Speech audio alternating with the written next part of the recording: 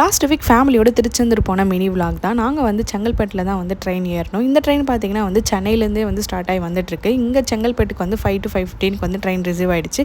So நாங்கள் ட்ரெயினில் ஏறிட்டு எல்லாருமே வந்து செட்டில் ஆகி முடிச்சிட்டோம். வந்து நாங்கள் ஸ்லீப்பர் தான் புக் பண்ணியிருந்தோம். ஐஆர்டிசியில் வந்து புக் பண்ணியிருந்தோம். 450 அந்த மாதிரி வந்து அடல்ட்ஸ்க்கு வந்து சார்ஜ் பண்ணியிருந்தாங்க.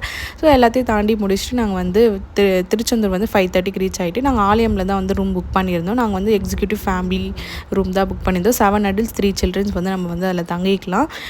இது வந்து நாங்கள் 1 day புக் பண்ணியிருந்தோம். ஸோ இந்த ரூம்ஸ் எல்லாமே வந்து ரொம்ப நீட்டாக சூப்பராக வந்து க்ளீனாக வச்சுருந்தாங்க. அப்படியே பீச்சில் போய்ட்டு எல்லாருமே குளிச்சு முடிச்சுட்டு சாமி பார்க்கறதுக்காக கிளம்பிட்டோம். ஃபஸ்ட்டு பிரேக்ஃபாஸ்ட் சாப்பிட்லான்னு சொல்லிட்டு ஹோட்டல் மணி ஐயருக்கு தான் வந்து வந்திருந்தோம். பிரேக்ஃபாஸ்ட் சாப்பிட்டுட்டு கோவிலில் தேங்காய் உடைச்சிட்டு லைனில் நிற்க ஆரம்பிச்சிட்டோம். நாங்கள் வந்து முதியோர்கள் அப்புறம் குழந்தைங்க லைனில் தான் நின்று சாமி பார்த்து முடிச்சிட்டோம்.